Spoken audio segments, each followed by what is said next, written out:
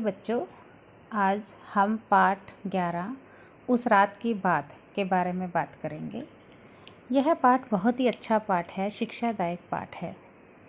कभी कभी इसमें लेखक ने बताया है कि हमारे साथ ऐसी घटनाएं घट जाती हैं जो हम चाहते हुए भी नहीं चाहते, और जब बहुत टाइम बीत चुका होता है तभी हमें पता चलता है कि हमारी गलती क्या थी, और वो हमें बदलने पर मजबूर कर देते हैं। इसमें जो लेखक हैं उन्होंने हमें अपनी जीवन की अपनी कहानी से शिक्षा देते हुए कहा है कि हमें कभी भी किसी को बिना सोचे समझे गलत नहीं समझना चाहिए।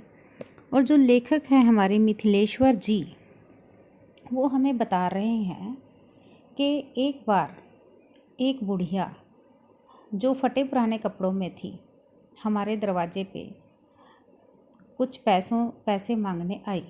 मैंने और मेरी पत्नी ने समझा कि वो बुढ़िया भिखारिन है और झूठ बोल रही है।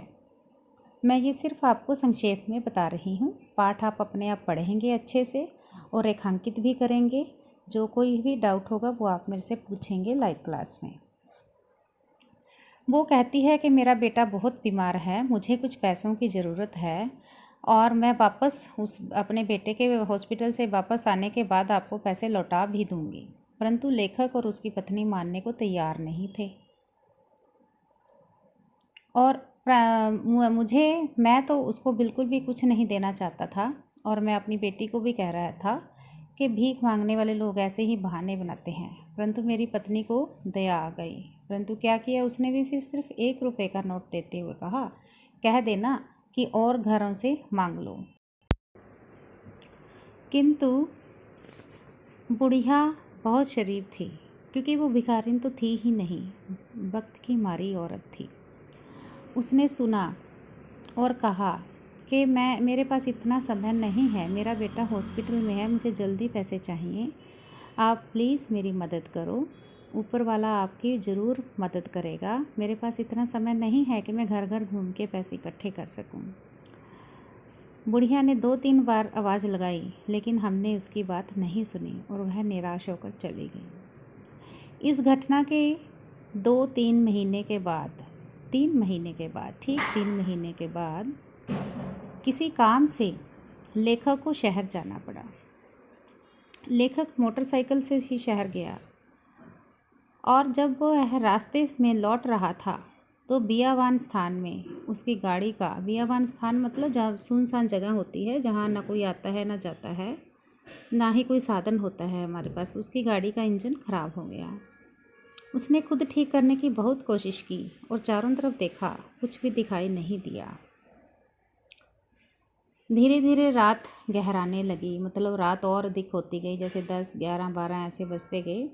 आसपास जब जंगल में होते हैं तो रात को जब हवा चलती है तो पेड़ पौधे से आवाज़ आती है, ऐसे आवाज़ आती है, और गीदड़ों की आवाज़ भी सुनाई देने लगी।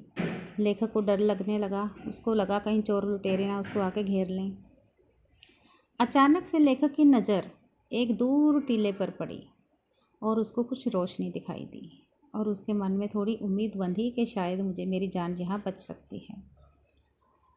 वह उस रोशनी का पीछा करते करते एक छोटी सी बस्ती में गया। बस्ती में घुसते ही उसने घर का एक दरवाज़ा खटखटाया। एक बुढ़िया लालटेन लेकर बाहर आई। मैंने उसको पहचाना भी नहीं और अपनी परेशानी कह सुनाई कि मेरी मोटरसाइकिल ख़राब हो गई है और टीले के उस पार खड़ी है, अगर कोई मिस्त्री मिल जाए तो मुझे बता दो।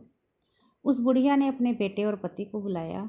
उन्होंने कहा कि उस बस्ती में तो मिस्त्री नहीं मिलेगा, पास के गांव में से मिस्त्री मिल जाएगा और वो सुबह ही मिलेगा, इसलिए रात भर वह वहाँ ठहर सकते हैं। अब लेखक के सामने कोई रास्ता नहीं था।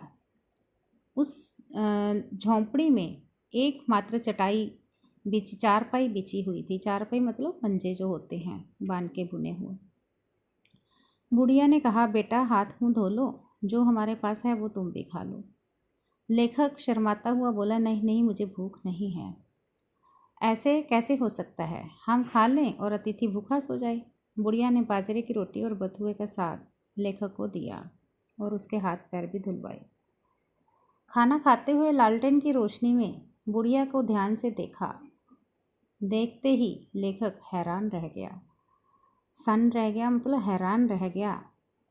उसने सोचा कि जिस बुढ़िया की मैंने मदद भी नहीं की थी, दरवाजे से लौटा दिया था, और उस बुढ़िया ने अपनी रोटी अपने मुंह से निकाल के हमें दी। मतलब अपने मुंह से निकाल के मतलब कि अपना जो उनके पास तो थोड़ा सा ही खाना था, अपने हिस्से का खाना भी मुझे दे दिया, लेखक सोच रहा था। और उसको बहुत ही, वह अपने आप पे बहुत शर्मिंदा हुआ। गर्मी की रात थी जब लेखक उनके घर पहुंचा, तो बहुत गर्मी थी। उनके पास एक ही चारपाई है, आपको जैसे पिक्चर में दिखाई दे रहा है। बुढ़िया, उसका पति और बेटा ज़मीन पे सो गए, लेकिन उन्होंने लेखक को चारपाई दी और उसके साथ बहुत अच्छा व्यवहार किया। जब लेखक उनके व्यवहार के बारे में सोचने लगा तो उसको अपने आप पर बहुत शर्मिंदगी हुई कि मैंने अमीर होते हुए भी इसकी मदद नहीं की, लेकिन इन्होंने गरीब होते हुए भी मेरे साथ इतना अच्छा व्यवहार किया। सुबह मेरे उठने से पहले ही उसका बेटा मिस्त्री को बुला लाया। लेखक कह रहा है कि सुबह लेखक के उठने से पहले ही बुढ़िया का बेटा मिस्त्री को भी बुला लाया, और मिस्त्री ने बहुत जल्द ही उसकी साइकिल ठीक कर दी, और बुढ़िया ने उसके लिए मना करते हुए भी चाय तैयार कर दी।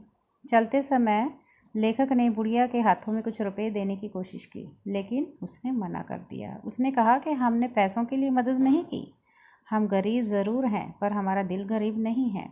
लेखक वहाँ से चल पड़ा। बुढ़िया और उसके परिवार के प्रति लेखक के मन में आदर का भाव थे।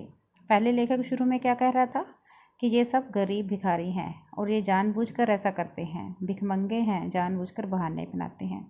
लेकिन अब क्या था कि लेखक के मन में आदर सम्मान का भाव था। उसे अपने किए पर पछतावा हो रहा था। बुढ़िया और उसके परिवार ने लेखक को मानवता का पाठ पढ़ाया था, और तब से ही लेखक ने सोच लिया था कि वह यह पाठ जीवन भर नहीं भूलेगा और उस पर जीवन भर अमल करेगा। इसलिए बच्चों, हमने क्या सीखा कि कोई भी गरीब अगर हमारे दरवाजे पे कुछ मांगने के लिए आता है और उसको असल में उस चीज़ की ज़रूरत है, तो हमें गहराई से सोचना चाहिए और उसकी मदद ज़रूर करनी चाहिए।